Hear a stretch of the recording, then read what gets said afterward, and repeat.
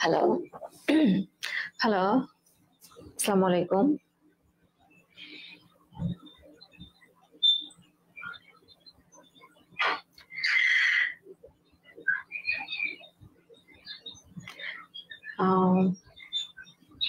তো কেমন আছেন আপনারা সবাই? আজকে বাংলার একটা মানে ফ্রি ক্লাস, এবং আমরা বলতেছি এটা ম্যাজিক ক্লাস নিয়ে আমরা মানে আমি আছি তোমাদের সাথে, আয়েশা মিতু। সো তোমরা সবাই দ্রুত জয়েন হও এবং আমাদের ক্লাসটাকে শেয়ার করো, বেশি বেশি তোমাদের ফ্রেন্ডদেরকে মেনশন করো। সবাই আমাদের সাথে দ্রুত জয়েন হয়ে যাও।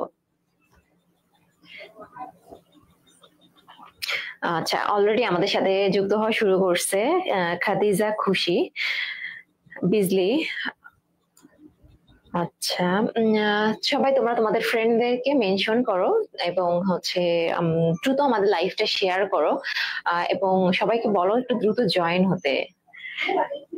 তানহা ইসলাম, রাবিয়া আলী, ওকে, সালাম দিয়েছে। ওয়ালাইকুম আসসালাম আপু, কেমন আছো সবাই?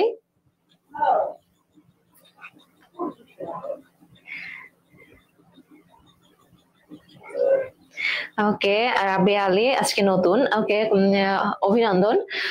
So welcome to our class and welcome to our pulse nursing coaching. তোমাদেরকে স্বাগতম আমাদের কোচিং এ। আলহামদুলিল্লাহ, আমি অনেক ভালো আছি। তোমরা জানাও তোমরা কেমন আছো এবং কেমন পড়াশোনা করতেছো। পরীক্ষা তো এসে গেল, যদি মানে খুব সম্ভবত যেহেতু আমাদের ফেব্রুয়ারিতে নির্বাচন আছে, সো আমাদের কিন্তু মেডিকেল ভর্তি পরীক্ষা কিন্তু ডিসেম্বরে হয়ে যাবে, ডেট দিয়ে দিছে, এবং এটা চেঞ্জ হওয়ার সম্ভাবনা খুবই কম। কারণ যদি এর পরে চলে যায়, মার্চে আসলে মানে রোজা আছে, সো লেট করে পরীক্ষা নিতে গেলে অনেক বেশি লেট হয়ে যাবে। সো পরীক্ষা কিন্তু খুব দ্রুত হয়ে যাবে, এবং যেহেতু মেডিকেল এবং ডেন্টাল ভর্তি পরীক্ষা ডিসেম্বর মাসে হবে, সো আমাদের নার্সিং ভর্তি পরীক্ষাও কিন্তু ডিসেম্বরের মাসের শেষ দিকে বা জানুয়ারির প্রথম সপ্তাহে হওয়ার কিন্তু সম্ভাবনা অনেক বেশি। ঠিক আছে, সো সবাই বেস্ট প্রিপারেশনের জন্য আমাদের সাথে যুক্ত হও এবং আমাদের ক্লাসটা বেশি বেশি শেয়ার করো। যেহেতু এটা ফ্রি ক্লাস, তোমাদের ফ্রেন্ডদেরকেও ক্লাস করার সুযোগ দাও। বেশি বেশি করে শেয়ার করো, কমেন্ট করো, মেনশন করো, এবং তোমাদের হয়তো মানে স্কুল বা কলেজের গ্রুপ থাকে অনেক সময়, সো আমাদের হচ্ছে ক্লাসের লিঙ্কটা তোমরা চাইলে তোমাদের যে মেসেঞ্জার গ্রুপ বা হোয়াটসঅ্যাপ গ্রুপ এটাতে তোমরা শেয়ার করো, তাহলে তোমাদের ফ্রেন্ডরাও কিন্তু একটা ফ্রি ক্লাস দেখার সুযোগ পাবে। ঠিক আছে, ওকে, কনিকা আফরোজ আপু চলে আসছি। ওকে, ওয়েলকাম ওয়েলকাম। আচ্ছা, সবাই সন্ধ্যা তারা, তানহা ইসলাম, ওকে, সাদিয়া, তিলোত্তমা, মনিফা রহমান, ওকে, তাহমিমা রহমান, আচ্ছা, রফিকুর রহমান, আসসালামু আলাইকুম। ওয়ালাইকুম আসসালাম। ওয়ালাইকুম আসসালাম। সবাই দ্রুত জয়েন হও, তোমাদের বন্ধুদের এবং মানে বন্ধু বা বান্ধবী সবাইকে মেনশন করো। মারুফা আক্তার, অলরেডি অনেকেই 42 জন আমাদের সাথে যুক্ত হয়েছে। দ্রুত তোমরা আরো বেশি আমাদের সাথে জয়েন করো, এটাই আমরা আশা করি। এবং হচ্ছে মানে একটু দুঃখের সাথে বলি যে গত ক্লাসে আমাদের হচ্ছে মানে একটু পুরস্কারের ঘোষণা ছিল, তো এটা আমাদের আনফরচুনেটলি ওইদিন দেওয়া হয়নি।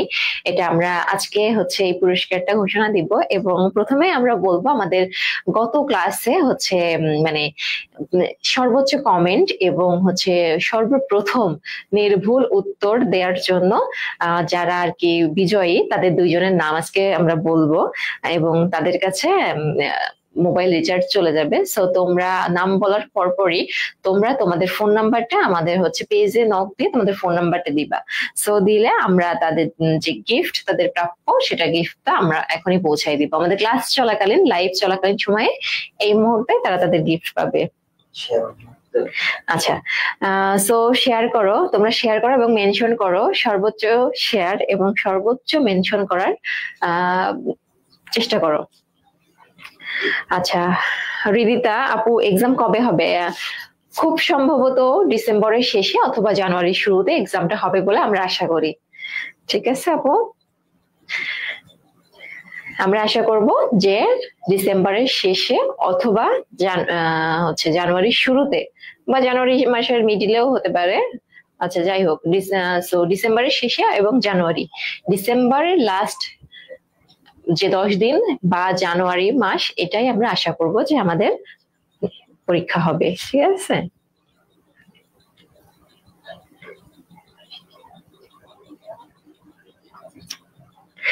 আমাদের কিন্তু আজকে বাংলা 20 ক্লাস, এবং মানে আমি এটা গ্যারান্টি দিয়ে বলতে পারি যে মানে জাস্ট অভিজ্ঞতা থেকে যে আমাদের যে ক্লাসগুলো আমরা করাই, জাস্ট এই নোটগুলাও যদি কেউ ভালো মতো বোঝে এবং ভালো মতো পড়ে, তাহলেও সে বাংলায় কিন্তু মিনিমাম 14 থেকে 15টা প্রশ্ন কমন পাবে। কিছু কিছু এদিক ওইদিক হতে পারে, অপশন চেঞ্জ হতে পারে বা নাম চেঞ্জ হতে পারে, কিন্তু ম্যাক্সিমামই কিন্তু হুবহু কমন আসবে। ঠিক আছে,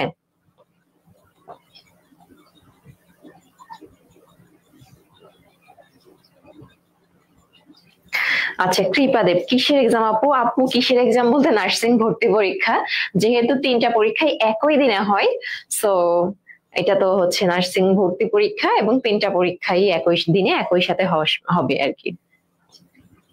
আচ্ছা স্বর্ণা সমাদ্দার আপু কেমন আছেন? আছি আলহামদুলিল্লাহ, অনেক ভালো আছি, এবং মানে স্টুডেন্টদের সাথে থাকতে আমি খুব বেশি পছন্দ করি। স্টুডেন্টদের সাথে থাকলে আমি সবসময় ভালো থাকি। সো দ্রুত তোমরা জয়েন হও।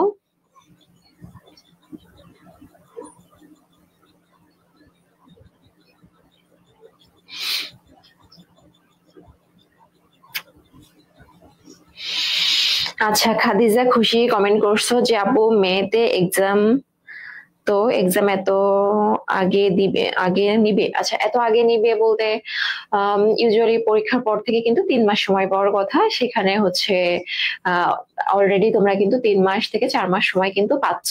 সো এটা কিন্তু আগে, এটা হচ্ছে যদি মানে দেশের পরিস্থিতি স্বাভাবিক থাকতো হয়তো আরেকটু লেট হতো, কিন্তু যেহেতু তোমার হচ্ছে ঢাকা বিশ্ববিদ্যালয়ের পরীক্ষাও কিন্তু মাত্র এই যে 20-25 দিন পরে, সো যেহেতু সব মানে দেশের পরিস্থিতির কথা বিবেচনা করে সব পরীক্ষায় কিন্তু খুব দ্রুত নিয়ে নেওয়ার পদক্ষেপ নেওয়া হয়েছে। সো নার্সিং ভর্তি পরীক্ষাও খুব দ্রুত হবে এবং এটা ডিসেম্বর বা জানুয়ারি মাসে হবে, এটা আমরা সর্বোচ্চ আশা রাখি।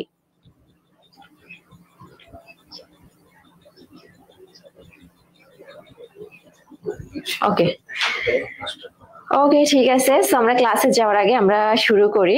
ওকে, আমরা ক্লাসে যাওয়ার আগে আমরা হচ্ছে আমাদের যে 2 জন গত দিনের ফ্রি ক্লাসে সর্বোচ্চ সঠিক কমেন্টকারী এবং হচ্ছে তোমার যে সর্বোচ্চ আমরা বলছিলাম শেয়ার মেনশন, এগুলোর উপরে ডিপেন্ড করে 2 জনকে আমরা যে সিলেক্ট করছি, সেই 2 জনের নাম আমি এখন বলবো।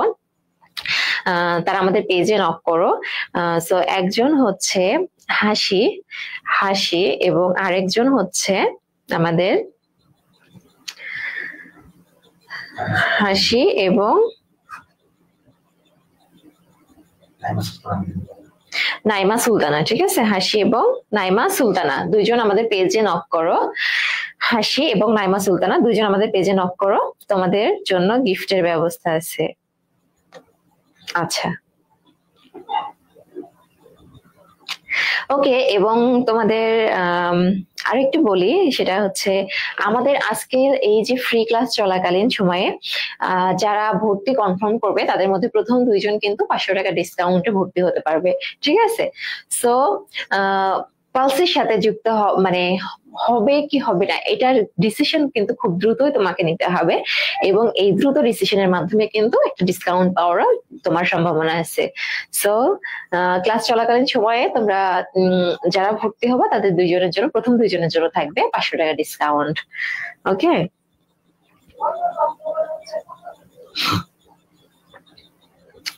হ্যাঁ, সালমান লিখছে ইউনিভার্সিটি এক্সামের পর নার্সিং এক্সাম হয়। হ্যাঁ, ইউনিভার্সিটি এক্সামের পরে নার্সিং এক্সাম হয়, তবে আসলে সব ইউনিভার্সিটি এক্সামের পরে যে নার্সিং এক্সাম হয় এমন না। বিশেষ করে আমরা জাস্ট মানে আমাদের যে হেলথ সেক্টর, এটা মেডিকেল এবং ডেন্টাল ভর্তি পরীক্ষা, এই দুইটার পরে নার্সিং এর ভর্তি পরীক্ষা হয়, ঠিক আছে?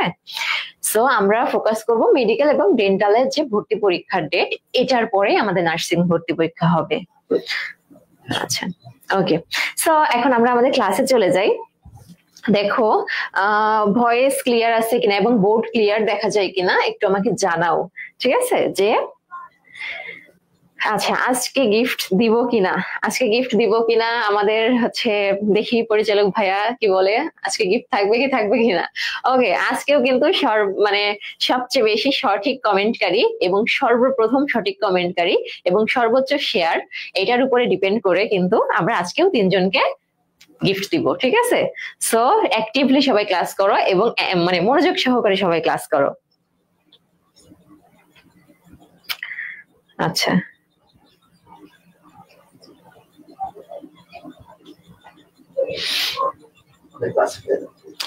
ওকে, দেখো তাহলে আমাদের ক্লাসে চলে যাই আমরা। সেটা হচ্ছে আজকে আমাদের আচ্ছা, এক্সাম মার্চে হবে। হৃদয় হাসান কমেন্ট করছে এক্সাম মার্চে হবে। ওকে, যদি হয় তাহলে তো কোনো প্রবলেম নাই। আমরা বলছি যে মার্চে হবে না এমন কিন্তু আমরা তো একবার বলি নাই যে মার্চে হবে না। আমি বলছি যে যেহেতু ডিসেম্বরে আমাদের মেডিকেল ভর্তি পরীক্ষা, সো এটার পরপরই কিন্তু আমাদের নার্সিং ভর্তি পরীক্ষা হওয়ার সম্ভাবনা অনেক বেশি আছে, ডিসেম্বর অথবা জানুয়ারি। সো ফেব্রুয়ারিতে যেহেতু নির্বাচন এবং মার্চে আমাদের রোজা আছে, সো সেক্ষেত্রে কিন্তু অনেক সময় ডিসিশন চেঞ্জ হয়ে সামনের দিকে আগাইতে পারে, তবে পিছানোর সম্ভাবনা খুবই কম, ঠিক আছে?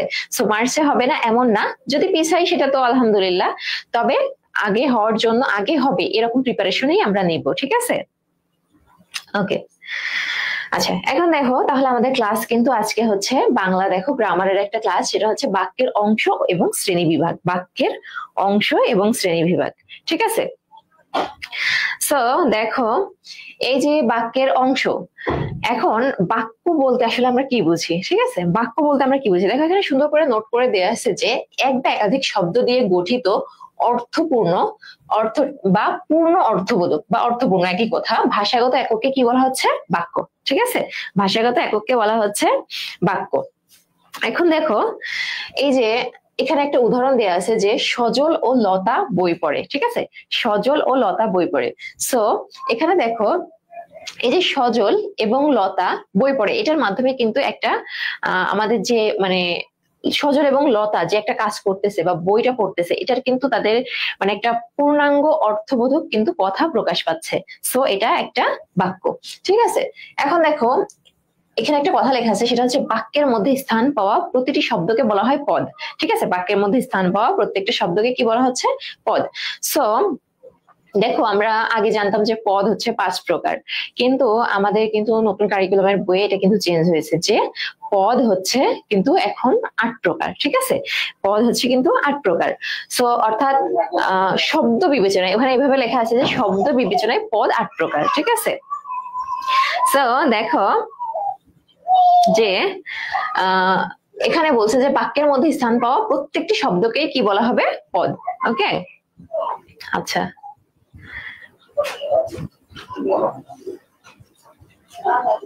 আচ্ছা, ওকে।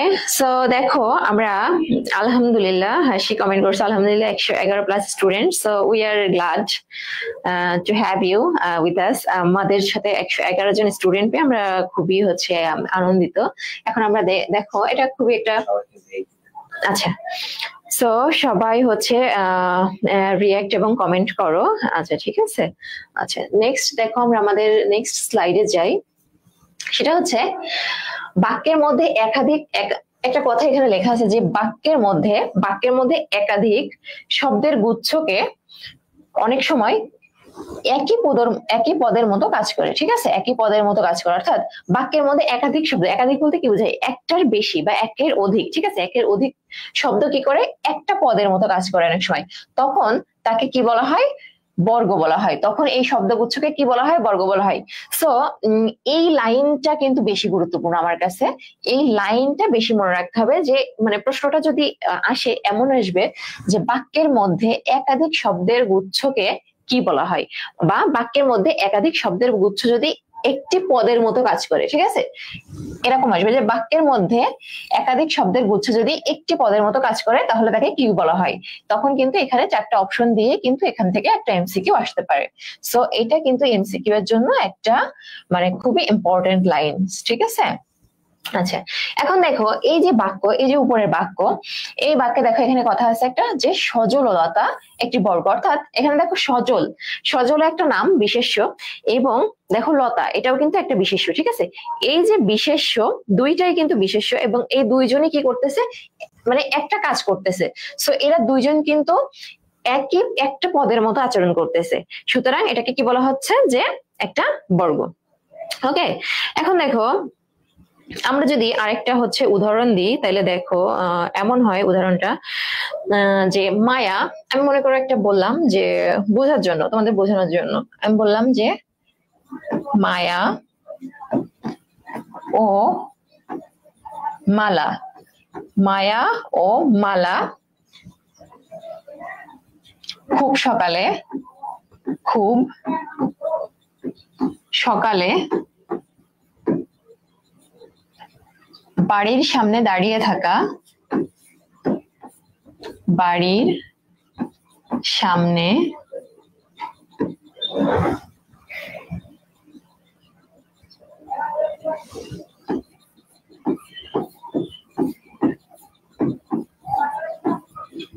দাঁড়িয়ে থাকা স্কুল বাসে, স্কুল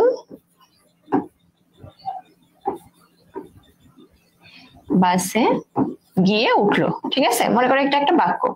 এখন দেখো এখানে এখানে দেখো যে বলছে মায়া ও মালা, মায়া ও মালা, ঠিক আছে। এখন বলতেছে মায়া, এই যে দুইটা, এর কিন্তু দুইটা নাম, সো এই দুইটা বিশেষ্য মিলে কিন্তু একটা বর্গের মতো কাজ করতেছে, অর্থাৎ দুইজনকে একই রকম বুঝাচ্ছে বা একটা পদের মতো কাজ করতেছে, ঠিক আছে। এই যে খুব সকালে, দুইটা ওয়ার্ড, এখানে খুব সকালে দুইটা ওয়ার্ড আছে। সো এখানে দেখো মানে সকাল, কিন্তু সকালটাকে আবার কি করছে, মানে সকালের যে একটা মানে বিশেষণ, ঠিক আছে, মানে সকালকে আবার বিশেষায়িত করতেছে হচ্ছে খুব। সো এই দুইটা মিলে কিন্তু একটা বর্গ হয়েছে, সো খুব সকালে, ঠিক আছে। আচ্ছা, বাড়ির সামনে দাঁড়িয়ে থাকা বাস, ঠিক আছে, বাড়ির সামনে দাঁড়িয়ে থাকা স্কুল বাস। তাহলে দেখো এই যে বাড়ির সামনে দাঁড়িয়ে থাকা স্কুল বাস বলতে কিন্তু একটা ওই বাসটাকেই বোঝানো হচ্ছে, কিন্তু অনেকগুলা শব্দের মাধ্যমে, মানে ওই বাসটা, স্কুল বাসটাকে বোঝাচ্ছে কিন্তু অনেকগুলা শব্দের মাধ্যমে, ঠিক আছে। সো এখানে দেখো এই যে বাড়ির সামনে দাঁড়িয়ে থাকা, এই যে বাড়ির সামনে দাঁড়িয়ে থাকা এটাও কিন্তু একটা বর্গ, এবং স্কুল বাস এটা একটা বর্গ। আচ্ছা, গিয়ে উঠলো এটা একটা বর্গ। সো এখানে মানে যে যে ওয়ার্ড গুলা এক একটা মানে অনেক মানে কয়েকটা শব্দ মিলে যদি একটা পদকে নির্দেশ করে তাহলে তারা কি হবে, বর্গ হবে, ঠিক আছে। আচ্ছা, ওকে ওকে, তুষি আপু এমসিকিউ করাইলে ভালো হয়। সো এমসিকিউ, আচ্ছা আজকে আমরা এমসিকিউ প্র্যাকটিস করব একটু পরে, আমরা আগে হচ্ছে কনসেপ্ট নিব। আচ্ছা শুধুমাত্র, আচ্ছা তুমি যে প্রশ্নটা বললে যে এমসিকিউ, আচ্ছা এমসিকিউ করালে ভালো হয়, শুধুমাত্র এমসিকিউ সলভ করার মাধ্যমে কিন্তু বেস্ট প্রিপারেশন পসিবল না, কারণ তোমাকে আগে বেসিক শিখতে হবে। নার্স মানে শুধু নার্সিং না, যে কোনো ভর্তি পরীক্ষা বা যে কোনো জবের পরীক্ষা, যে কোনো পরীক্ষারই মূল মূল কথা হচ্ছে বেসিক। যার বেসিক ভালো থাকবে সে কিন্তু এমসিকিউ সলভ করতে পারবে। সো এমসিকিউ সলভ করে মানে কিন্তু ওইভাবে তুমি মানে সিস্টেম ওয়াইজ কখনো বেসিকটাকে ক্লিয়ার করতে পারবা না। সো তোমাকে আগে বেসিক জানতে হবে এবং তারপরে তোমাকে এমসিকিউ তে যাইতে হবে, ঠিক আছে। এবং কেন আমি এই যে প্রথম থেকে শুরু করলাম এটার একটা মানে আমি জাস্ট উদাহরণ দিই, যে আমাদের লাস্ট যদি তুমি 23-24 সালের প্রশ্ন দেখো তাহলে তুমি দেখবা আমাদের যে বইয়ের প্রথমে প্রথমে কিন্তু যে সংক্ষিপ্ত একটা অংশ থাকে, প্রথমে যেখানে স্টার্টিং যেটা হয় আমাদের বইয়ের মূল বইগুলার এই বইয়ের লাইনগুলোর মাঝখান থেকে কিন্তু প্রশ্ন হয়, ঠিক আছে? তুমি যদি উক্তি দেখো তাহলে কিন্তু এই যে উক্তি থেকে কিন্তু সরাসরি প্রথম যে লাইন এখান থেকে কিন্তু প্রশ্ন হয়েছে, ঠিক আছে? তুমি যদি হচ্ছে দেখো প্রত্যয় দেখো তাহলে কিন্তু যে বিশ্লেষণ আছে সেটা থেকে কিন্তু প্রশ্ন হয়েছে, সেখানে কিন্তু এমসিকিউ থেকে প্রশ্ন আসেনি। সো তোমার কিন্তু বেসিক ক্লিয়ার করতে হবে, দেন এমসিকিউ প্র্যাকটিস করতে হবে। ওকে, আচ্ছা আচ্ছা ঠিক আছে। এখন দেখো আমরা নেক্সটে যাই। আচ্ছা, সো এই যে উপরের একটা মানে আমরা বাক্য পড়লাম এর আগে, দেখো এখানে বলছে সজল ও মায়া, সজল ও লতা বই পড়ে, ঠিক আছে? এই যে সজল ও লতা বই পড়ে, সো এই বাক্যে কিন্তু দেখো আমাদের কি ছিল, যে সজল ও লতা বই পড়ে, ঠিক আছে? এই বাক্যে আমাদের কি ছিল, সজল ও লতা ছিল একটা বর্গ, ঠিক আছে? ওকে, সো এখন এই যে একটা বর্গ, সো বর্গ কি জিনিস এটা আমরা বুঝলাম, ঠিক আছে? সো বর্গে কোনটা বর্গ এটা প্রশ্ন আসাটা মানে যতটুকু না ইম্পর্টেন্ট তার চেয়ে বেশি ইম্পর্টেন্ট এই যে প্রথম দুইটা লাইন, এখানে প্রথম দুইটা লাইন তার চেয়ে বেশি ইম্পর্টেন্ট, ঠিক আছে? আচ্ছা, নেক্সট দেখো। ওকে, নেক্সট দেখো এখানে কথা আছে যে সাধারণত বাক্যের প্রধানত তিনটি অংশ থাকে, এবং আজকে আমরা যে লেকচারটা করব এটা যদি পড়ো তুমি তাহলে দেখবা তোমার যে বইয়ে মানে আমাদের যে বই শিক্ষাবর্ষ বাংলা দ্বিতীয় পত্র যে বই শিক্ষাবর্ষ তোমার 2023 থেকে যে বইটা চালু হয়েছে এই বইয়ের কিন্তু প্রায় 3টা পার্ট কভার করবে আমাদের আজকের লেকচারটা, ঠিক আছে? আচ্ছা, ওকে দেখো এখন বলছে বাক্যে সাধারণত প্রধানত তিনটি অংশ থাকে, ঠিক আছে? বাক্যে প্রধানত কয়টা অংশ থাকে? 3টা। সো কয়টি অংশ থাকে এটা জানা না জানলেও চলবে, কিন্তু কি কি অংশ থাকে বাক্যে এটা কিন্তু আমাদের জানতে হবে। সো বাক্যে আমাদের অংশ থাকে হচ্ছে একটা থাকে কর্তা, একটা থাকে কর্ম এবং একটা থাকে ক্রিয়া, ঠিক আছে? সো কর্তা কাকে বলে দেখো, এগুলো আর ব্যাখ্যা না করলেও চলবে তোমাদের কাছে, কারণ এখানে কিন্তু স্পষ্টভাবে সুন্দর করে লেখা আছে বাক্যের ক্রিয়াকে যে চালায়, অর্থাৎ যে হচ্ছে মানে কাজটা করে তাকেই কি বলা হচ্ছে, কর্তা। এবং এই কর্তা পাওয়ার কিন্তু সহজ উপায় আমরা এর আগেও জেনেছি, আমরা এর আগে কারোহের ক্লাস করেছি, তখন আমরা বলছি, গত ফ্রি ক্লাসেও কিন্তু আমি বলছি যে কর্তা চেনার একটা সহজ উপায় হচ্ছে কে বা কারা দ্বারা প্রশ্ন করতে হবে, কে বা কারা, ঠিক আছে? কে বা কারা দ্বারা প্রশ্ন করতে হবে, অর্থাৎ কে করে, কোন একটা কাজ কে করে বা কারা করে এটা দিয়ে প্রশ্ন করতে হবে, ঠিক আছে? এরপর দেখো নেক্সটে বলছে যে কর্ম, যাকে অবলম্বন করে ক্রিয়া সম্পাদিত হয়, ঠিক আছে? যাকে অবলম্বন করে কাজটা সম্পাদিত হবে তাকে কি বলা হচ্ছে, কর্ম। সো কর্ম বের করার জন্য কিন্তু আমরা সহজে যদি কি বা কাকে দ্বারা প্রশ্ন করি তাহলে কিন্তু আমরা কর্ম পাই, কি বা কাকে। এগুলা কিন্তু বারবারই বলা হয়, মানে খুবই কমন একটা বিষয়, ঠিক আছে? এবং ক্রিয়া, সো দেখো এখানে লেখা আছে যে অংশ দিয়ে কোনো কাজ করা, ঘটা বা হওয়া বোঝায় তাকে কি বলা হচ্ছে, ক্রিয়া, ঠিক আছে?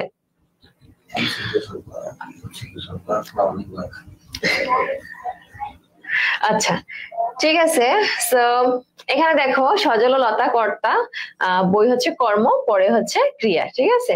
আচ্ছা, সো এখানে এরপরে দেখো দুইটা আমাদের হচ্ছে আছে, দুইটা টার্ম আছে, সেটা হচ্ছে একটা উদ্দেশ্য এবং একটা হচ্ছে বিদেহ। তো এখানে বলছে যে বাক্যে যাকে উদ্দেশ্য করে বা যার সম্পর্কে কোনো তথ্য দেওয়া হয় তাকে কি বলা হচ্ছে, উদ্দেশ্য, ঠিক আছে? আচ্ছা, এবং যার তো মানে যাকে উদ্দেশ্য করে কোনো কথা বলা হচ্ছে, ঠিক আছে? এবং ওই যে উদ্দেশ্য, মনে করো আমি একজনের নাম বললাম যে মনে করো আমার হচ্ছে বললাম যে সাথী বই পড়ে, ঠিক আছে? আমি বললাম যে বা সাথী খেলা করে। এখন এই যে সাথী, তাকে উদ্দেশ্য করে কিন্তু আমি কথা বলতেছি, এটাই হচ্ছে উদ্দেশ্য। এবং তার বিষয়ে আমি যে এক্সট্রা তথ্য দিচ্ছি যে সে খেলা করতেছে বা সে নাচ করতেছে, সে ক্লাস করতেছে, এটা যে অতিরিক্ত তথ্য এটাকে কি বলা হয়, বিদেহ, ঠিক আছে? আচ্ছা, এরপর নেক্সট দেখো,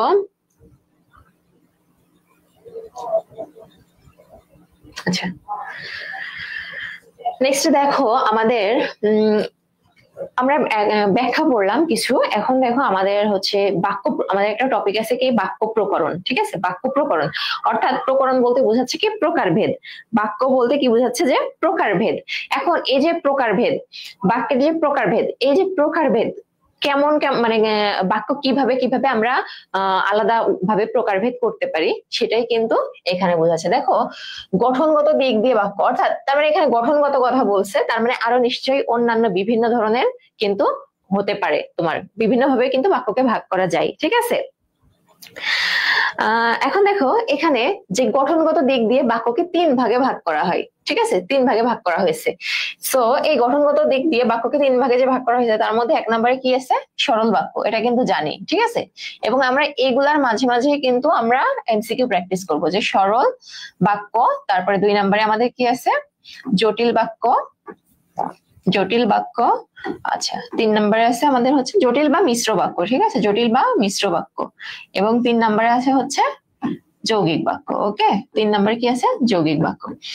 সো দেখো এই যে টপিকটা, এটা কিন্তু আমরা এত সময় মানে ভূমিকাতে ছিলাম, এই যে টপিকটা, এই বাক্য প্রকরণ বা বাক্যের যে গঠনগত দিক দিয়ে বাক্য কোন কোন প্রকার, এটা এই প্রশ্ন কিন্তু আসে না এমন কোনো সাল নেই। প্রত্যেক বছরই কিন্তু ডিপ্লোমা বলো, বিএসসি বলো, মিডওয়াইফারি বলো, বাক্যের গঠন থেকে কিন্তু প্রশ্ন হয়, ঠিক আছে। সো আমাদের কিন্তু জানতে হবে যে বাক্য, মনে করো তোমাকে আমি প্রশ্ন দিলাম একটা, যে মনে করো ফুলে মৌমাছি বসে, আচ্ছা আমি বললাম এটা কোন ধরনের বাক্য, ঠিক আছে, তুমি জানলে, ঠিক আছে। কিন্তু এরকম সহজ বাক্য যে সবসময় আসবে সেটা কিন্তু না, একটু ঘুরায় পেঁচায়ও আসতে পারে, ঠিক আছে। মনে করো আমি বললাম যে দেখলাম এবং দেখলাম জয় করলাম। আচ্ছা দেখি, যারা এমসিকিউ যাচ্ছ তাদের জন্য আমার একটা প্রশ্ন, যে হচ্ছে এটা দেখলাম কমা জয় করলাম, জয় করলাম কোন ধরনের বাক্য? দেখলাম কমা জয় করলাম কোন ধরনের বাক্য, ব্যাখ্যা করো কোন ধরনের বাক্য। আচ্ছা আগে বলো কোন ধরনের বাক্য, ব্যাখ্যা তো পরে, ঠিক আছে। সো দেখলাম এবং জয় করলাম কোন ধরনের বাক্য, দেখলাম এবং জয় করলাম কোন ধরনের বাক্য। সবার জন্য প্রশ্ন, দেখলাম এবং জয় করলাম এটা কোন ধরনের বাক্য? আচ্ছা আচ্ছা, শিফা আক্তার কমেন্ট করছো যে সরল বাক্য। ওকে দেখি নেক্সট তোমরা সবাই কমেন্ট করো যে এটা কোন ধরনের বাক্য, দেখলাম কমা জয় করলাম, সরল বাক্য, সবাই কমেন্ট করছো সরল বাক্য, ঠিক আছে। আচ্ছা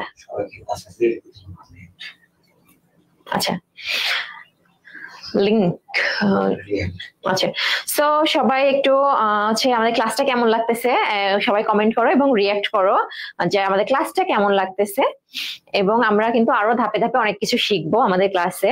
আচ্ছা তুষি, কণিকা আফরোজ সরল, তুষি সরল, আচ্ছা সরল বাক্য, আচ্ছা শিফা কমেন্ট করছো জটিল বাক্য, ওকে সরল বাক্য, আনিশা, আচ্ছা মিশ্র বাক্য, সামি আহমেদ মিশ্র বাক্য, আচ্ছা ওকে ঠিক আছে। এখন আমরা দেখলাম যে এটা অনেকে কমেন্ট করছে সরল বাক্য, কয়েকজন কমেন্ট করছে মিশ্র বাক্য, তাহলে এটা আমরা কোন ধরনের বাক্য এটা আমি এখন বলবো না, কারণ এটা আমি যদি এখন বলি তাহলে কিন্তু আমাদের পড়ার যে সিকোয়েন্সটা এটা নষ্ট হবে, ঠিক আছে।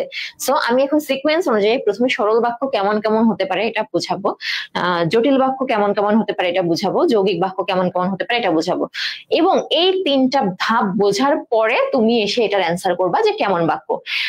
কেন বেসিক জানা জরুরি সেটাই আমি তোমাকে আজকে বোঝাবো, যে কেন বেসিক জানা জরুরি। এবং এই যে ক্লাসের শুরুতে আজকে হচ্ছে আমি হচ্ছে প্রথমে কয়েকটা কথা বলতে চাইছি, আমি একটু পরে কথাগুলো বলবো, কিন্তু এটা প্রথমে আমার বলার ইচ্ছা ছিল, ঠিক আছে। সো দেখো আমরা আমাদের মূল ক্লাসটাতে যাই, আচ্ছা ঠিক আছে। সো এই যে সরল বাক্য, এই সরল বাক্য চেনার কিন্তু 5টা উপায় আছে, ঠিক আছে।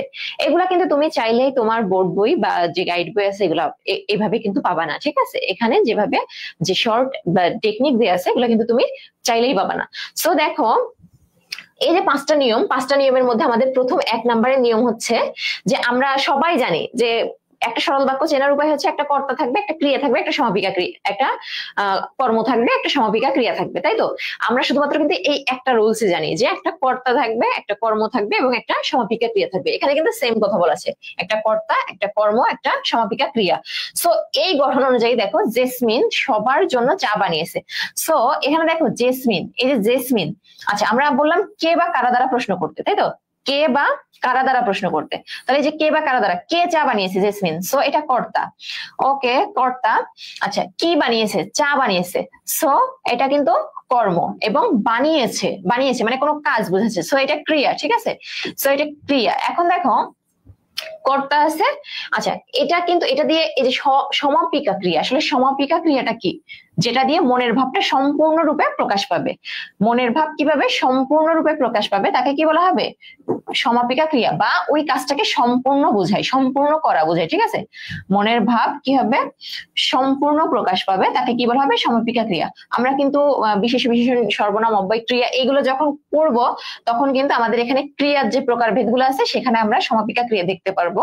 এখন জাস্ট আমি জানার জন্য বলে দিচ্ছি যে মনের ভাব এটা কি সম্পূর্ণরূপে প্রকাশ পাবে। ঠিক আছে, সম্পূর্ণ রূপে প্রকাশ পাবে। ওকে, এখন দেখো যে ওকে সামি আহমেদ, আচ্ছা দেখলাম, জয় করলাম, এটি যৌগিক বাক্য। ওকে ভাইয়া, আপনি যৌগিক বাক্য কমেন্ট করছেন, কিন্তু খুব সম্ভবত কিছু সময় আগে আপনি কমেন্ট করছিলেন সরল বাক্য। সো এখন যেহেতু যৌগিক বাক্য কমেন্ট করছেন, আচ্ছা এটার ব্যাখ্যা তাহলে আপনি দিয়েছেন, থ্যাংক ইউ, আমরাও ব্যাখ্যাটা দিব। ওকে নেক্সট আমরা দেখি, আমরা যাই ক্লাসে যে আসলে কি কি ওয়েট করতেছে আমাদের জন্য। ঠিক আছে, আচ্ছা সো এটা দেখলাম, জয় করলাম, আপনি কমেন্ট করেছেন যৌগিক বাক্য, এবং এটাই হচ্ছে রাইট আনসার। কেন যৌগিক বাক্য, এটা হচ্ছে সব স্টুডেন্টদের জানা জরুরি। সো আমরা কিন্তু প্রসেস অনুযায়ী এটা শিখবো। ঠিক আছে, আচ্ছা ওকে, এখন দেখো এই যে এখানে আমরা প্রথম নিয়মটা খুবই সহজ বুঝলাম।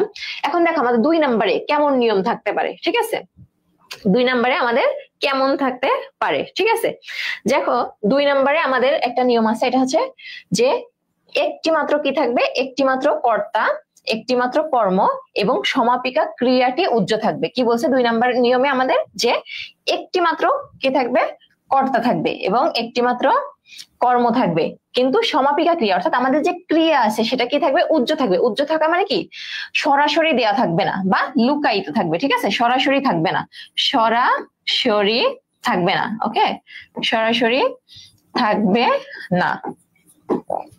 ওকে ঠিক আছে, এখন দেখো এই যে সরাসরি থাকবে না, তাহলে কেমন ভাবে থাকবে। ঠিক আছে, তো এখানে দেখো আমাদের মানে উদাহরণ দেওয়া আছে, 2টা উদাহরণ দেওয়া আছে আমাদের, যে করিম সৎ। ঠিক আছে, করিম সৎ, তো কে সৎ, করিম। করিম হয় সৎ, দেখো আমি বললাম যে করিম হয় সৎ, তাহলে করিম কি হয়, সৎ। ঠিক আছে, তো এটা কর্ম।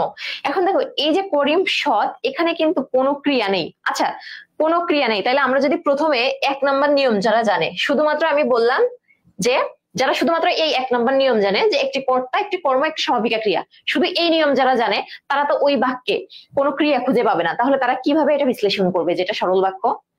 আচ্ছা তোমরা আমাকে মানে বলো যে আমার যে করিম সৎ এই বাক্যে, যদি তোমার এই বাক্যটা পরীক্ষায় আসে তুমি হয়তো দেখে এমনি দাগাই দিবা, কিন্তু বেসিক যে জিনিসটা তোমার জানা থাকা জরুরি, যে এই গঠন অনুসারে হতে পারে, তুমি কি আসলে বুঝে দাগাবা নাকি না বুঝে দাগাবা, এটাই হচ্ছে কথা। ঠিক আছে, এটাই হচ্ছে কথা।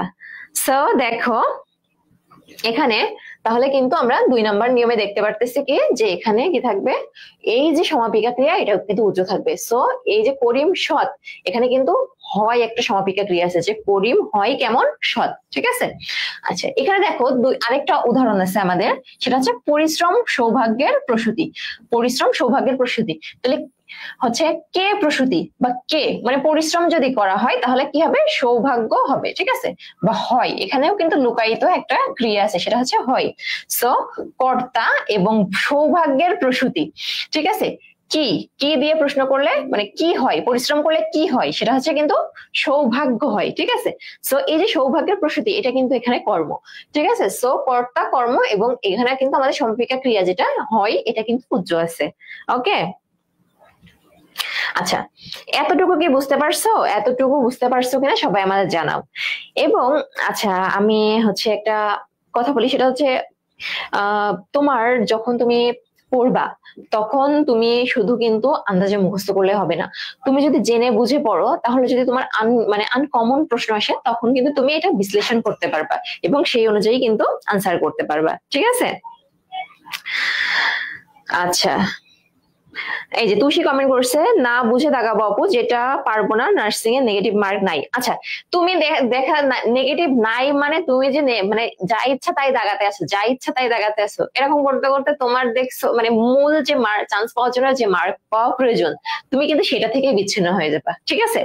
এবং দেখো আমি এই এটার মাঝখানে একটু কথা বলি, সেটা হচ্ছে যে মূলত চান্স পাওয়ার জন্য 4 থেকে 5টা টেকনিকই মানে যথেষ্ট, ঠিক আছে? মূলত চান্স পাওয়ার জন্য 4 থেকে 5টা টেকনিক যথেষ্ট।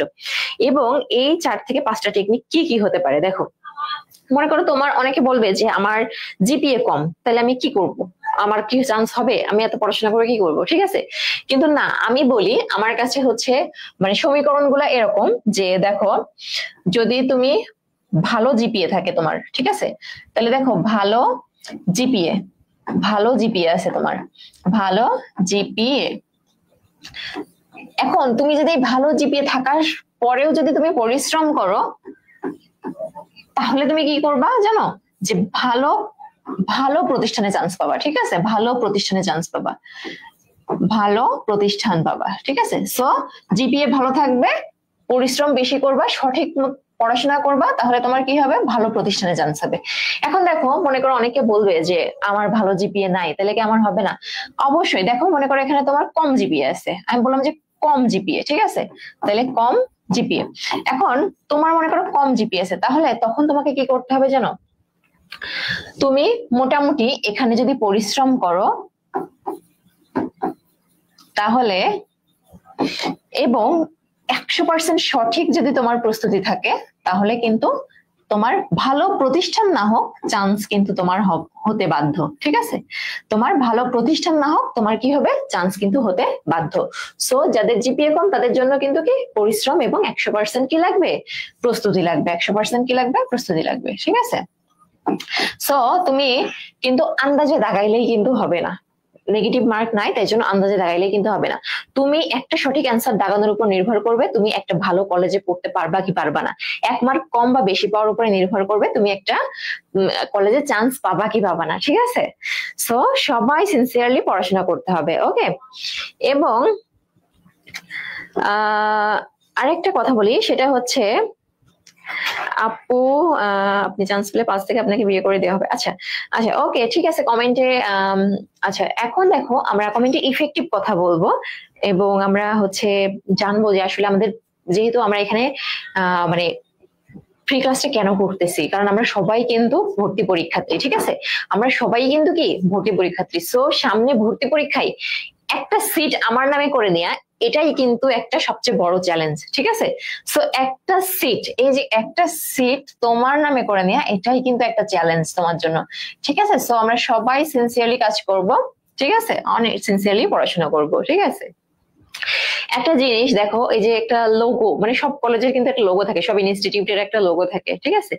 এই যে ডিএনসি, বিএনসি, আরএনসি, সিএনসি, যাই হোক, এই যে লোগোগুলা, এই লোগোটা যখন তোমার নামের শেষে লাগবে, তখন দেখবা তোমার এমনিতেই তোমার সম্মান, তোমার সবকিছুই বেড়ে যাচ্ছে, ঠিক আছে? তোমার সামাজিক মর্যাদা সবকিছু কিন্তু বেড়ে যাবে, ঠিক আছে? সো শুধুমাত্র নার্সিং পরীক্ষার্থী এরকম না, এখানে হয়তো নার্সিং বাদেও পরীক্ষা দিবে, ভার্সিটি পরীক্ষা দিবে, মেডিকেল পরীক্ষা দিবে, এমন অনেকেই আছে। সো যারা যারা যে যেখানেই পরীক্ষা দাও, সবার জন্য আমি কি বলবো, যে এই দুইটা কিন্তু তোমাকে ফলো করতে হবে, ঠিক আছে? আচ্ছা, এবং আচ্ছা এবং আমরা দেখি এরপরে আমাদের যে আমরা যেখানে পড়াইছিলাম, সো আমরা 2টা রুলস দেখলাম। 3 নম্বরে দেখো আমাদের একটা রুলস আছে, সেটা হচ্ছে একটা কর্তা থাকবে, একটা ক্রিয়া থাকবে। আমরা আগে দেখলাম যে ক্রিয়াটা উজ্জ্ব থাকবে, কিন্তু এখন কিন্তু আমাদের সমাপিকা ক্রিয়া থাকবে, থেকে কি হবে, কর্ম উজ্জ্ব হয়ে যাবে, ঠিক আছে? তাহলে কর্ম উজ্জ্ব হয়ে যাবে, তাহলে এটাই কিন্তু আমাদের নোটিস করার বিষয়, যে কর্ম কি হয়ে যাবে, উজ্জ্ব হয়ে যাবে, ঠিক আছে? সো এই যে ক্লাসটা আমরা করবো, এখানে আমরা ধাপে ধাপে দেখবো যে একবার ক্রিয়া উজ্জ্ব হবে, একবার কর্ম উজ্জ্ব হবে, এবং একবার হচ্ছে কি হবে, কর্তা উজ্জ্ব হবে, ঠিক আছে? সো দেখো এখানে বলছে যে আমরা খেলি, মনে করো এখানে একটা বাক্য আছে যে আমরা খেলি। সো এই যে আমরা খেলি, এখানে দেখো যদি আমি দেখাই যে আমি বললাম কে বা কাকে, কে বা কারা দ্বারা প্রশ্ন করে, তাহলে কারা খেলে, আমরা খেলি, সো এটা কর্তা। আচ্ছা, কাজ, খেলা কিন্তু একটা কাজ, ঠিক আছে। সো এটা কিন্তু একটা ক্রিয়া। আসলে এটা যদি ক্রিয়া হয়, আচ্ছা এখানে দেখো এই যে কর্ম উজ্জ, এখন এখানে কর্মটা আসলে কি? সো আমরা খেলি বলতে ওই খেলার কিন্তু কোনো না কোনো একটা নাম আছে, ঠিক আছে। আমরা খেলি বলতে মনে করো আমি লুডো খেলতেছি অথবা ফুটবল খেলতেছি অথবা ক্রিকেট খেলতেছি, যে খেলাটা ওটার কিন্তু একটা কোনো না কোনো নাম আছে। আমি কিন্তু এটাকে এভাবে বলতে পারি যে আমরা ক্রিকেট খেলি। আমি কি বলতে পারি? আমরা ক্রিকেট খেলি, ঠিক আছে। আমরা কি খেলি? ক্রিকেট খেলি। সো দেখো এই যে ক্রিকেট খেলি, আচ্ছা তাহলে কি খেলি, কি দিয়ে যদি আমি প্রশ্ন করি এখানে, তাইলে কিন্তু আমার কি আসতেছে? কর্ম আসতেছে। সো এখানে কি উজ্জ আছে? এই যে কর্মটা উজ্জ আছে, ঠিক আছে। মানে যে কোনো একটা খেলার নাম এখানে আছে, সো সেটাই উজ্জ আছে, বুঝা গেছে।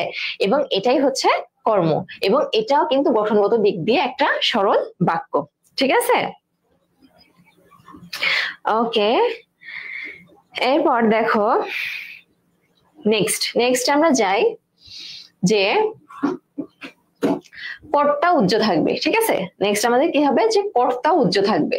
আচ্ছা সো আমরা দেখো এখানে বললাম একটা বাক্য, মনে করো বললাম জীবন বাঁচাও, বা আমি বললাম মনে করো এখন যে শিক্ষকদের আন্দোলন হচ্ছে আমরা জানি তারা কি বলতেছে? বেতন বা ভাতা বাড়াইতে। আমি বললাম বেতন বাড়াও, ঠিক আছে।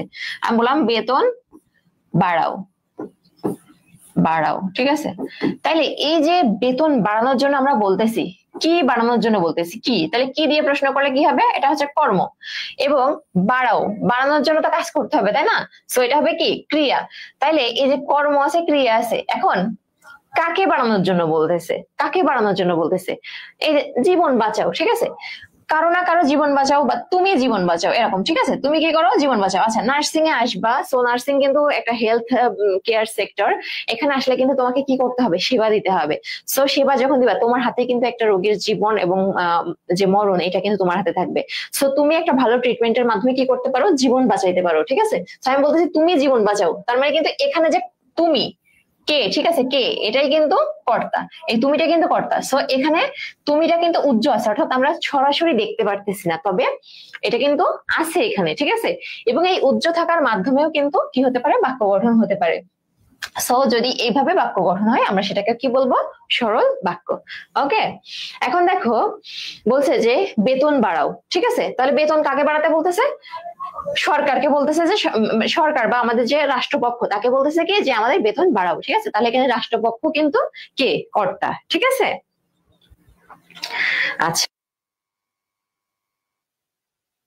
দিলে জীবন বাঁচাবো না, ঠিক আছে, অবশ্যই এটা সরল বাক্য, ঠিক আছে। আচ্ছা ওকে, নেক্সট তাহলে দেখলাম আমরা যে 4টা রুলস। আমরা এখন আমাদের 5 নাম্বার রুলসে চলে যাব। সেটা হচ্ছে এক বা একাধিক কর্তা থাকতে পারে। আমরা একটু আগে দেখলাম যে একটা কর্তা থাকবে, একটা ক্রিয়া থাকবে, ঠিক আছে, এরকম। সো সবসময় যে একটা থাকবে এমন কিন্তু না, একাধিকও কিন্তু থাকতে পারে, ঠিক আছে। দেখো যদি, এবং এই যে কর্তা এক বা একাধিক থাকলো, এখন বলছে কি যে কর্ম এক বা একাধিক থাকতে পারে। তবে এখানে একটা বিশেষ কথা, সেটা হচ্ছে একটা সমাপিকা ক্রিয়ার অধীনে এক বা একাধিক অসমাপিকা ক্রিয়া থাকবে, ঠিক আছে। এত সময় কিন্তু আমরা মনের ভাব সম্পূর্ণরূপে প্রকাশ করতেছিলাম সমাপিকা ক্রিয়ার মাধ্যমে।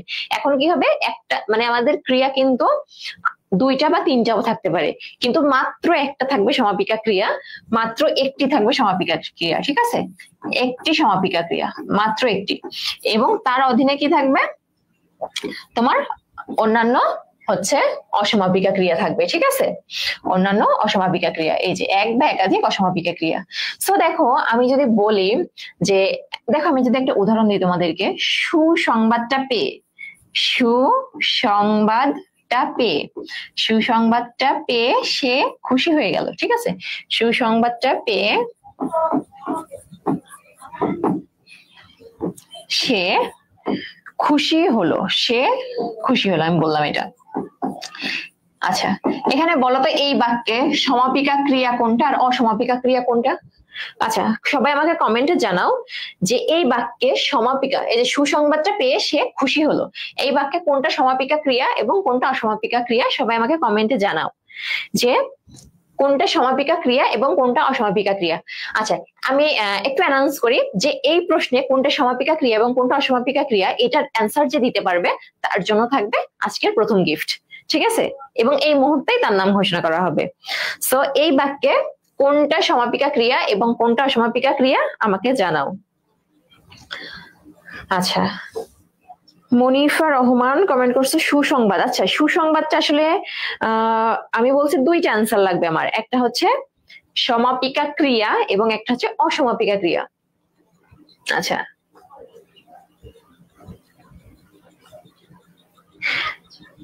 ওকে মনিফা, অপশন খুশি, সুসংবাদ এবং খুশি। সরি আপু। আচ্ছা, সামিরা ইসলাম লিখছো সুসংবাদ। আচ্ছা, নেক্সট নেক্সট কমেন্ট করো। আচ্ছা, খুশি। আচ্ছা, চাঁদনি ইসলাম লিখছো খুশি। আচ্ছা, আমি কমেন্টের সিস্টেমটা একটু বলে দিই, দুইটা অপশন কমা দিয়ে লিখতে হবে, ঠিক আছে, যে এটা হচ্ছে সমাপিকা এবং এটা হচ্ছে অসমাপিকা ক্রিয়া।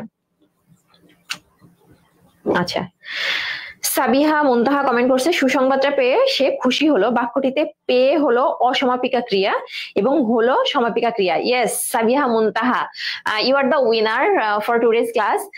সাবিহা সুলতানা সঠিক উত্তর দিয়েছে যে এখানে পেয়ে হচ্ছে কি অসমাপিকা, অসমাপিকা ক্রিয়া, অসমাপিকা ক্রিয়া, ঠিক আছে, এবং এবং হলো এটাই কিন্তু সমাপিকা ক্রিয়া, ঠিক আছে, সমাপিকা, ঠিক আছে, সমাপিকা ক্রিয়া। আচ্ছা, সো সাবিহা তুমি আমাদের হচ্ছে পেজে নক করো এবং নক দাও, তোমার গিফট এখনই পৌঁছাই যাবে, ঠিক আছে, এখনই পৌঁছাই যাবে। এটা হচ্ছে অসমাপিকা এবং হলোটা হচ্ছে কি সমাপিকা। আচ্ছা, কেন সমাপিকা অসমাপিকা ক্রিয়া হলো? সমাপিকা, আচ্ছা, কেন সমাপিকা এবং অসমাপিকা হলো?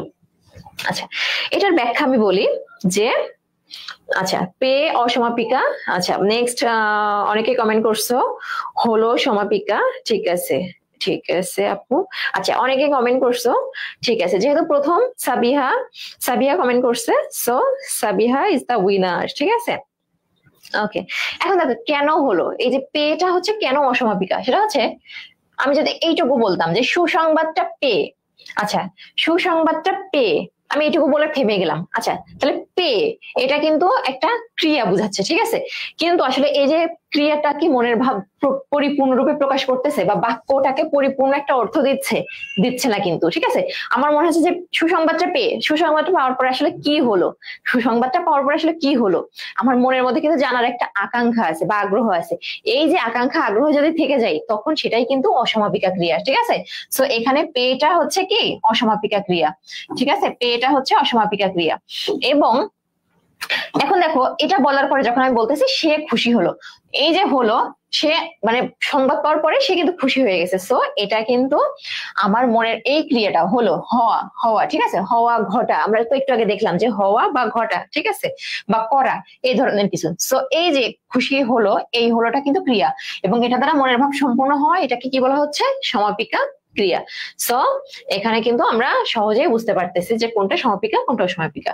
তাহলে দেখো আমরা বলি যে কে খুশি হলো, তাহলে এখানে কে হচ্ছে কর্তা, সে হচ্ছে কর্তা। আচ্ছা, কি পেয়ে সুসংবাদটা পেয়ে কি পেয়ে, তাহলে এটা হচ্ছে কর্ম, তাহলে আমার হচ্ছে কর্তা আছে, কর্ম আছে, একটা সমাপিকা ক্রিয়া আছে এবং তার অধীনে কি আছে অসমাপিকা ক্রিয়া আছে। সো এই ধরনের গঠনগত যদি কোনো বাক্য থাকে তাহলে এটা কি হবে আমার সরল বাক্য, ঠিক আছে। এবং এই যে সম্পূর্ণ একটা বাক্য, এটা এরকম একটা ছোট বাক্য হতে পারে, এর চাইতে কিন্তু অনেক বড় একটা বাক্য হতে পারে, ঠিক আছে। সো ওই যে বড় বাক্য, যে যেরকম বাক্যই হোক, সমগ্র বাক্যটা কি হবে একটা একমুখী ভাব প্রকাশ করবে, ঠিক আছে, মানে যে কোনো একটা অর্থ প্রকাশ করবে। ওকে, আচ্ছা, স্বর্ণা সমাদদার লিখছো আপু ক্লাস হবে কত সময়? সো ক্লাস হবে আমাদের 8টা পর্যন্ত, ঠিক আছে। সবাই 8টা পর্যন্ত আমাদের সাথে থাকো এবং আমাদের লাস্ট ক্লাস পর্যন্ত আসলে কি হয় সেটা দেখো, ঠিক আছে। আচ্ছা, ঠিক আছে, ওকে, এখন দেখো তাহলে আমরা কিছু হচ্ছে এমসিকিউ প্র্যাকটিস করি। আচ্ছা, দেখো আমরা কিছু এমসিকিউ প্র্যাকটিস করি। মনে করো আমি তোমাদের বললাম যে আমি তোমাদের অপশন দিয়ে গেছি, ঠিক আছে। আচ্ছা, প্রশ্ন, ঠিক আছে, তোমাদের জন্য প্রশ্ন যে যিনি এখানে এলেন, যিনি এখানে এলেন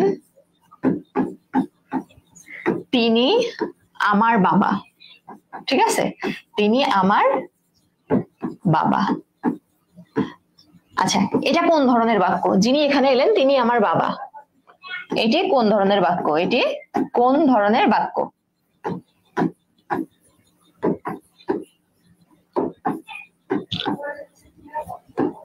আচ্ছা, সো অপশন এ মনে করো আমার আছে সরল বাক্য। আচ্ছা, অপশন বি জটিল, অপশন সি হচ্ছে যৌগিক।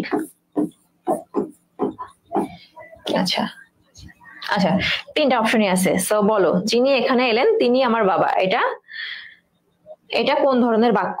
যিনি এখানে এলেন তিনি আমার বাবা কোন ধরনের বাক্য? সবাই আমাকে কমেন্ট করে জানাও যে যিনি এখানে এলেন তিনি আমার বাবা, এটা কোন ধরনের বাক্য?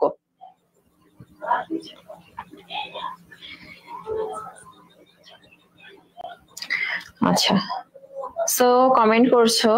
আচ্ছা, সাবিহা মুন্তাহা কমেন্ট করছে জটিল, জটিল ও মিশ্র বাক্য। আচ্ছা, মনিফা সরল বাক্য। আচ্ছা, মিম ইসলাম হচ্ছে কমেন্ট করছে মিশ্র বা জটিল বাক্য। ঠিক আছে, কমেন্ট করো তোমরা, আরো বেশি কমেন্ট করো। আচ্ছা,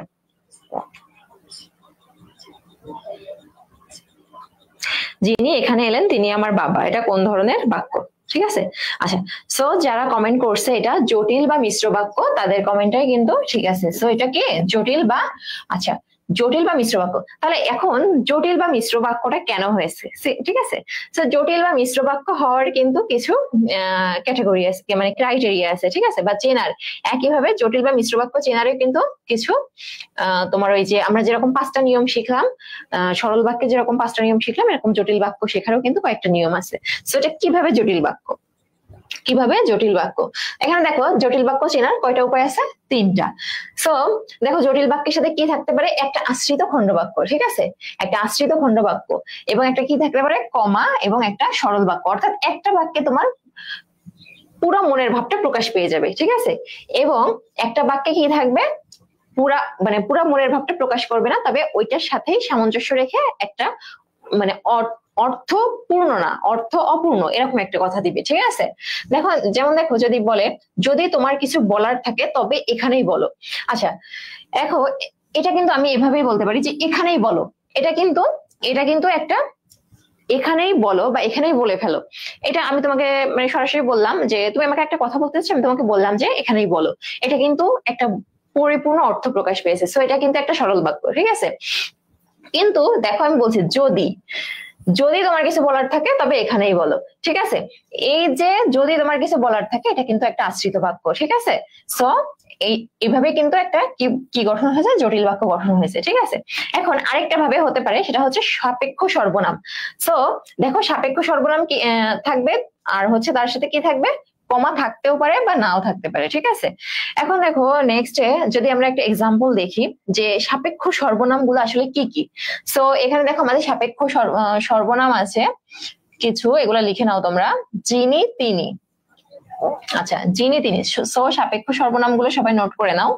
যিনি তিনি, যারা তারা, যেখানে সেখানে, যে সে, ঠিক আছে, এগুলা কিন্তু সাপেক্ষ সর্বনাম। এখানে অনেকগুলা যে তার, যে তুমি, যে আমি, এগুলা কিন্তু সবই সাপেক্ষ সর্বনাম, ঠিক আছে।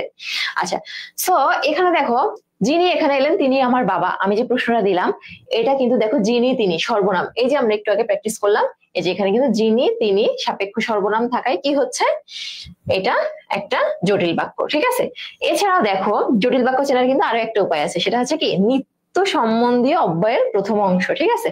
তাহলে নিত্য সম্বন্ধীয় অব্যয় কি? দেখো নিত্য সম্বন্ধীয় অব্যয় হচ্ছে এগুলা যে যদি, তবে, যদিও, তবুও, যেহেতু, সেহেতু, ঠিক আছে, এই ধরনের যে বাক্যগুলো আছে সেগুলা কিন্তু নিত্য সম্বন্ধীয়, ঠিক আছে, নিত্য সম্বন্ধীয় অব্যয়। আচ্ছা, আমি মনে করো আমি তোমাকে একটা প্রশ্ন দিই, আরেকটা প্রশ্ন দিই যে আমি বললাম যদি ভালো করে পড়ো, আচ্ছা যদি ভালো করে পড়ো,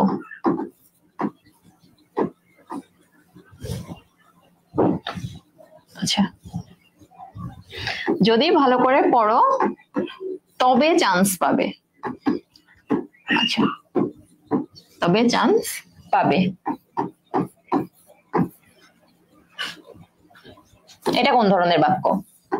আচ্ছা, সবাই লিখে ফেলো যে যদি কোন ধরনের বাক্য, যদি ভালো করে পড়ো তবে চান্স পাবে। কোন ধরনের বাক্য, এটা কোন ধরনের বাক্য? আচ্ছা, সবাই কমেন্ট করো, যদি ভালো করে পড়ো তবে চান্স পাবে, এটা কোন ধরনের বাক্য? আচ্ছা, সো আমরা কিন্তু দেখতেই পেলাম যে যে এই যে সাপেক্ষ সর্বনাম বা হচ্ছে আমাদের নিত্য সম্বন্ধীয় বা এগুলো থাকলে কিন্তু জটিল বাক্য। সো এটাও কিন্তু কি হবে? জটিল বাক্য। ওকে, আচ্ছা, যারা অ্যান্সার করছো জটিল বাক্য, ঠিক আছে, ওকে। আচ্ছা, সো এই যে এগুলা সম্পর্কে যে তথ্যগুলা, এগুলা কিন্তু আমাদের সুন্দর মতো জানতে হবে, ঠিক আছে। এরপর আমাদের আরো একটা টপিক আছে, সেটা মানে আরো একটা টাইপ আছে, সেটা হচ্ছে যৌগিক বাক্য, ঠিক আছে। এখন এই যৌগিক বাক্য নিয়ে কথা বলার আগে আমরা বলি যে অনেকে জিজ্ঞাসা করতেছো যে কোন বই ভালো হবে, ঠিক আছে, নার্সিং ভর্তি পরীক্ষার জন্য। সো আমি একটু দেখাই তোমাদের। আমাদের কিন্তু যে পালসের, আমাদের কিন্তু এক সেট বই আছে আমাদের ভর্তি কোচিং এ ভর্তির জন্য, ভর্তি পরীক্ষার জন্য এক সেট পালসের বই আছে।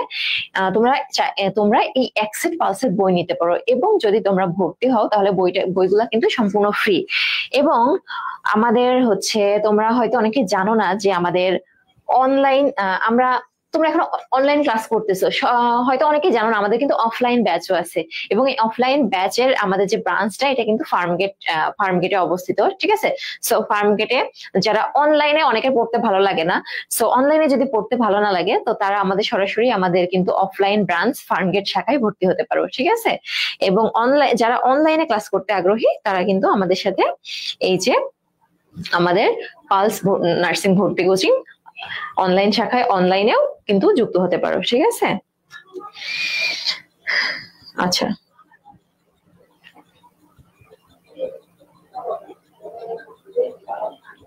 আচ্ছা, ওকে। এখন দেখো আমরা এরপরে চলে যাব যৌগিক বাক্য, ঠিক আছে। যৌগিক বাক্যে চলে যাব, ঠিক আছে। এখন দেখো আমরা চলে যাব কিসে? যৌগিক বাক্যে। এখন সো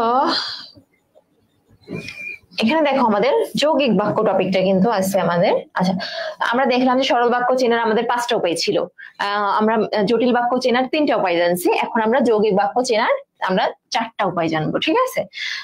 দেখো, আমি তোমাদের যদি একটা এমন মানে এভাবে একটা প্রশ্ন দিই, যে আমরা একটু আগে একটা প্রশ্ন দিয়েছিলাম, যে প্রথমে আমরা একটা প্রশ্ন দিয়েছিলাম যে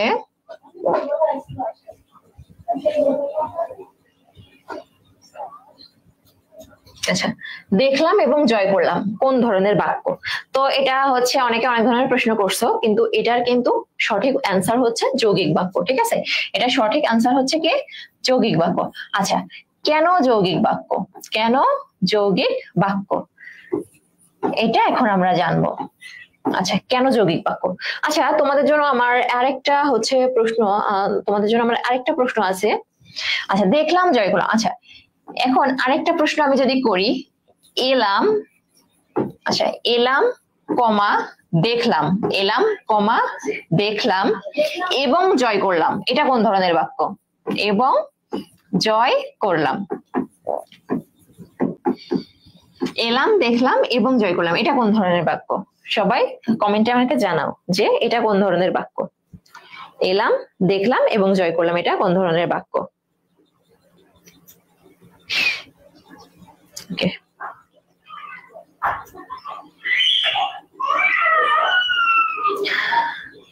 সো দেখো, এটা তোমরা কমেন্ট করতে থাকো, আমরা আমাদের হচ্ছে যৌগিক বাক্য চেনার যে টেকনিক গুলো আছে আমরা কিন্তু সেগুলোর মধ্যে চলে যাই, ঠিক আছে।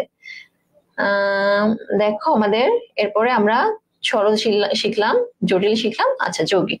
এখন দেখো, এই যে যৌগিকের মধ্যে প্রথম নিয়মে কি বলছে? একটা সরল বাক্য থাকবে এবং এখানে কি থাকবে? যোজক, সংযোজক, ঠিক আছে, সাধারণ সংযোজক, অর্থাৎ ও এবং আর এগুলা থাকবে। তাহলে দুইটা কথা যদি আমরা মনে রাখি তাহলে কিন্তু এই পার্থক্যটা করা খুবই ইজি।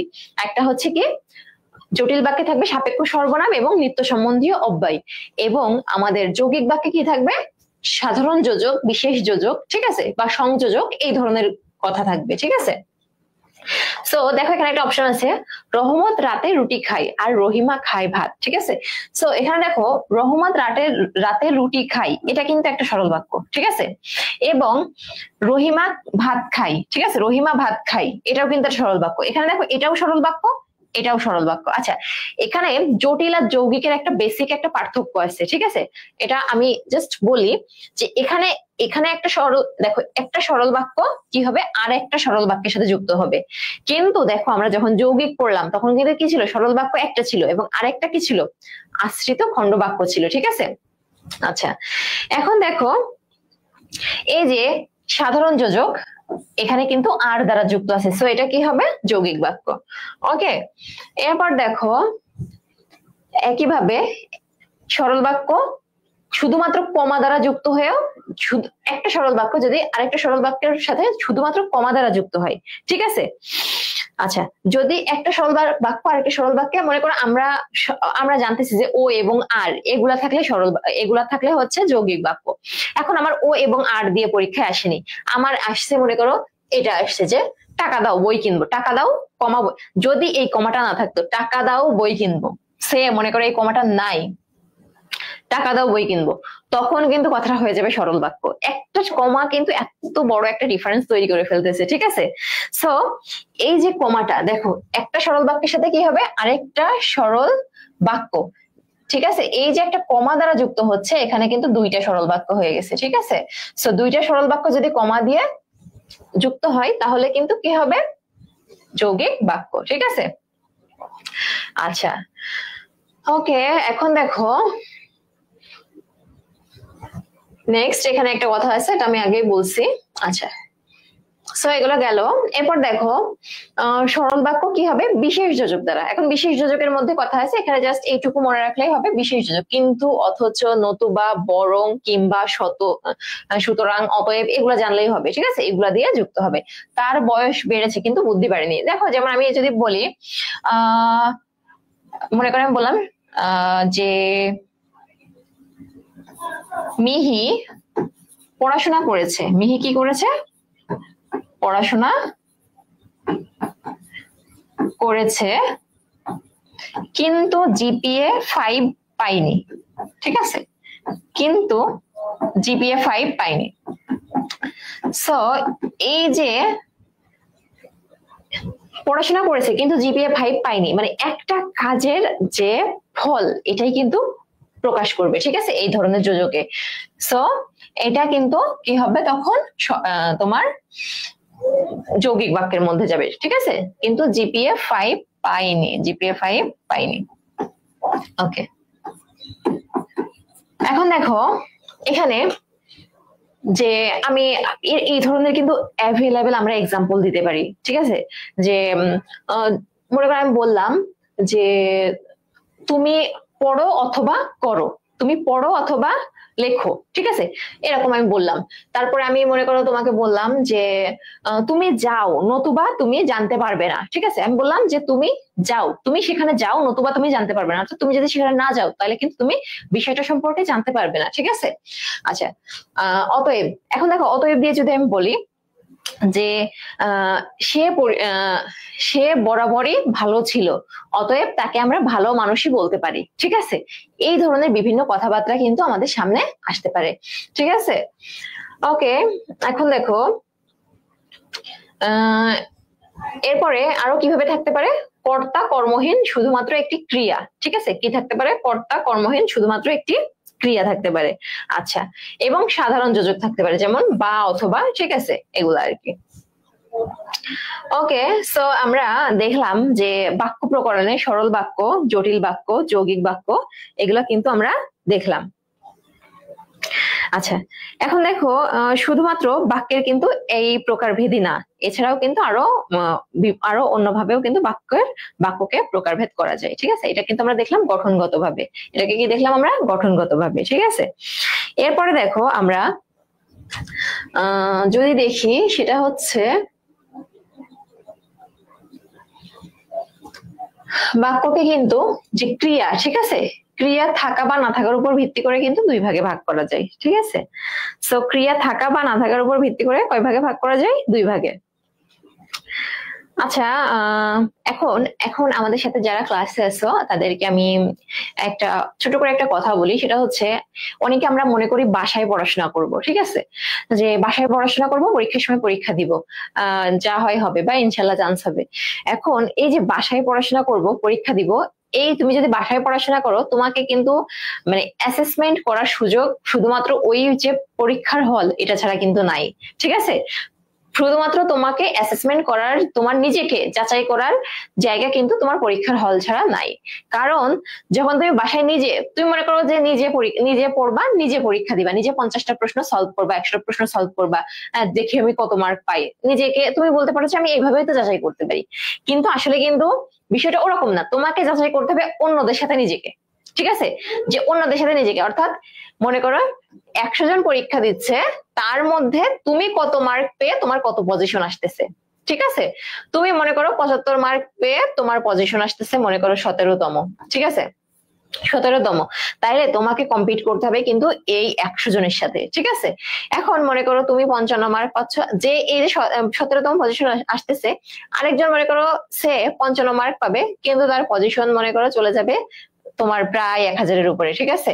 সো এই যে কম্পিটিশনের ব্যাপারটা, এই কম্পিটিশন ব্যাপারটাকে কিন্তু ইউজ টু হওয়ার জন্য, কম্পিটিশন ব্যাপারটাতে ইউজ টু হওয়ার জন্য, বা তোমার হচ্ছে কি বলবো, কম্পিটিশনে লেগে থাকার জন্য, কম্পিটিশনে টিকে থাকার জন্য কিন্তু কোচিং কিন্তু অবশ্যই একটা ভালো গাইডলাইন, ঠিক আছে, বা ভালো একটা প্ল্যাটফর্ম। কারণ তুমি যখন কোচিং এ দেখো তোমার সাথে কিন্তু আরো 50 জন বা 100 জন পড়তেছে, তখন কিন্তু তুমি নিজেকে যাচাই বাছাই করার সুযোগ পাচ্ছ যে অন্যরা কেমন পড়তেছে, আমি তাদের থেকে কেমন আছি। এবং আমি হচ্ছে এটা বলতে পারি যে দেখো, যারা রেগুলার ক্লাসগুলাতে ভালো করবে, ঠিক আছে, রেগুলার যে ক্লাসগুলাতে ভালো করবে এবং রেগুলার যে পরীক্ষাগুলো আছে, আমাদের কিন্তু রেগুলার পরীক্ষা হয়, সেই পরীক্ষাগুলোয় যারা ভালো মার্ক পাবে তারা কিন্তু অবশ্যই চান্স পাবে, ঠিক আছে, পরীক্ষায় যারা এই রেগুলার পরীক্ষাগুলোতে, ঠিক আছে। আচ্ছা, এই রেগুলার হলো, এই রেগুলার যে পরীক্ষাগুলো, এগুলাতে যারা রেগুলার ভালো মার্ক পাবে। আচ্ছা, আমি হচ্ছে যদি বলি যে তুমি তোমার টার্গেটটা এরকম হতে হবে, মনে করো তোমার কালকে সপ্তাহে মনে করো তোমার 4টা পরীক্ষা। এখন তোমার টার্গেটটা থাকতে হবে কেমন জানো, যে এই 4টা পরীক্ষায় আমার যদি 20 মার্কের প্রশ্ন হয়, আমি 4টা পরীক্ষায় 18 মার্ক করে পাবো। এটা তোমার টার্গেট থাকতে হবে। যখন তুমি এই 18 মার্ক, তুমি মনে করো প্রথম পরীক্ষা দিলা এবং তোমার টার্গেট থাকলো 18 মার্ক, ঠিক আছে। মনে করো তুমি পরীক্ষা দিলা এবং তুমি টার্গেট করলে 18 মার্ক পাবো। তুমি যদি পড়াশোনার মাধ্যমে 18 মার্ক একবার অর্জন করতে পারো, বিশ্বাস করো তোমার যে মনোবল বা তোমার যে কনফিডেন্ট, এটা কিন্তু তোমার 100% বেড়ে যাবে, ঠিক আছে। প্রথম পরীক্ষায় যদি তুমি তোমার টার্গেট ফিল আপ করে ফেলতে পারো, তাহলে তোমার 100% মনোবল বা তোমার যে কনফিডেন্ট লেভেল, এটা কিন্তু বেড়ে যাবে, ঠিক আছে। সো দেখো, রেগুলার পরীক্ষা দেওয়াও কিন্তু অনেক বেশি ইম্পর্টেন্ট, ঠিক আছে। সো যারা আমাদের স্টুডেন্ট আছো তারা সবাই অবশ্যই রেগুলার পরীক্ষায় মানে ভালো করার চেষ্টা করবা।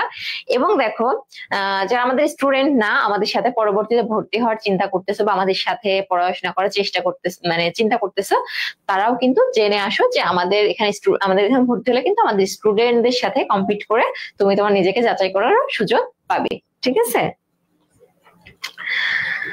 ওকে,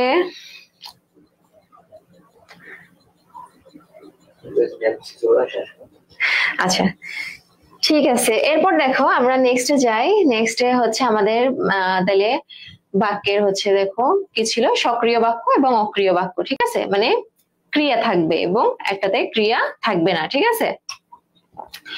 ওকে, এটা খুব বেশি গুরুত্বপূর্ণ না। আচ্ছা, নেক্সটে আমরা যাব যে বক্তব্যের লক্ষ্য অনুযায়ী বাক্য কত প্রকার, বক্তব্যের লক্ষ্য অনুযায়ী বাক্য কত প্রকার, ঠিক আছে। আচ্ছা, তাহলে লক্ষ্য অনুযায়ী হচ্ছে এই যে এই টপিক আমরা হচ্ছে প্রকারভেদ যেটা দেখলাম, সেটা হচ্ছে গঠনগত দিক থেকে আসে এবং এই বক্তব্যের লক্ষ্য অনুযায়ী এটা থেকেও কিন্তু আসে, ঠিক আছে, এটা থেকে কিন্তু আসে। সো বিবৃতিমূলক বাক্য বা বিবৃতিবাচক বাক্য, ঠিক আছে।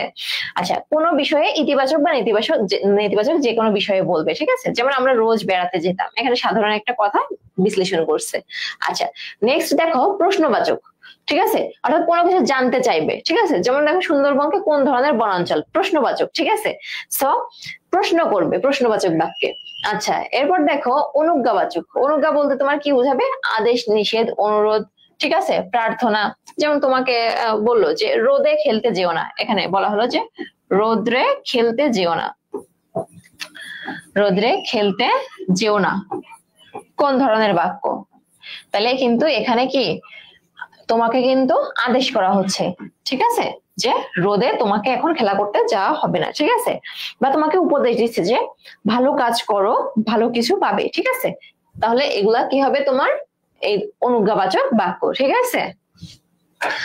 ওকে, এরপর হচ্ছে দেখো নেক্সট আবেগ, আবেগ সূচক বাক্য, ঠিক আছে। নেক্সট হচ্ছে কি আবেগ সূচক বাক্য। সো এখানে আবেগ সূচক বাক্যে দেখো কি বলছে যে দারুণ আমরা জিতে গেছি, বা হুররে আমরা প্রথম আমি হুররে আমি প্রথম পজিশন অর্জন করেছি, ঠিক আছে। মনে করো তুমি সামনে নার্সিং ভর্তি পরীক্ষা দিবা, মনে করো তুমি চান্স, এখন তুমি চান্স পাইছো, এখন তুমি দেখলে তোমার পজিশন 1 বা 2 বা 3, ঠিক আছে। তখন কি হবে তোমার মনের মধ্যে কিন্তু মানে এরকম আসবে, ওয়াও আমি প্রথম পজিশন অর্জন করেছি, ঠিক আছে। এই যে আবেগ বা প্রথম তোমার যে এই মানে এই আবেগ থেকে যে প্রথম যে কথাটা আসবে সেটাই কিন্তু আবেগবাচক, ঠিক আছে। সো আমরা বলতে পারি যে বক্তব্যের লক্ষ্য অনুযায়ী কিন্তু এই 4 ধরনের বাক্য আমরা গঠন করতে পারি, ঠিক আছে। আচ্ছা, এখন দেখো এখানে আমাদের হচ্ছে আমাদের নার্সিং এর যে আমাদের যে অফার চলতেছে এই বিষয়ে বলা আছে, এখানে আমাদের টিচার প্যানেল দেখানো হয়েছে, ঠিক আছে। ওকে, ঠিক আছে। এরপর দেখো আমাদের যে ক্লাসটা আজকে হলো এটা মানে খুবই সহজ বিষয়, কিন্তু মানে তোমাকে জানতে হবে, ঠিক আছে, যে তোমাকে জানতে হবে যে কি কি ধরনের প্রশ্ন এখান থেকে হয়। সো প্রশ্নের ব্যাখ্যাগুলো সুন্দর মতো পড়বা, এখানে লেকচার গুলো সুন্দর মতো পড়বা, এবং হচ্ছে আমাদের আমাদের মানে আমাদের নার্সিং এ যে কোচিং এটার বিষয়ে যদি তোমরা জানতে চাও, আমাদের বইগুলোর বিষয়ে যদি জানতে চাও, তাহলে অবশ্যই তোমরা আমাদের পেজে নক দিবা, এবং তোমাদের একটা সুন্দর প্রস্তুতির মাধ্যমে ভর্তি পরীক্ষা তোমাদের সুন্দর হোক এই দোয়া করি। সো আজকে আমাদের ক্লাসটা এই পর্যন্তই ছিল, এবং এভাবে হচ্ছে আমরা প্রিপারেশন নিব। সো তোমরা ভালোভাবে প্রিপারেশন নাও, ভালো পরীক্ষা দাও, এবং পালসের সাথে থাকো, পালসের সাথে যুক্ত হও, এই আশা রেখে আজকে আমরা শেষ করতেছি। ওকে, এবং যদি তোমাদের কোনো বিষয়ে কনফিউশন থাকে তাহলে অবশ্যই আমাকে নক করতে পারো, ঠিক আছে। এবং আমাদের কোচিং এর বিষয়ে কোচিং এর বিষয়ে যে কোনো কিছু জানার জন্য আমাদের পেজে নক করো। আচ্ছা।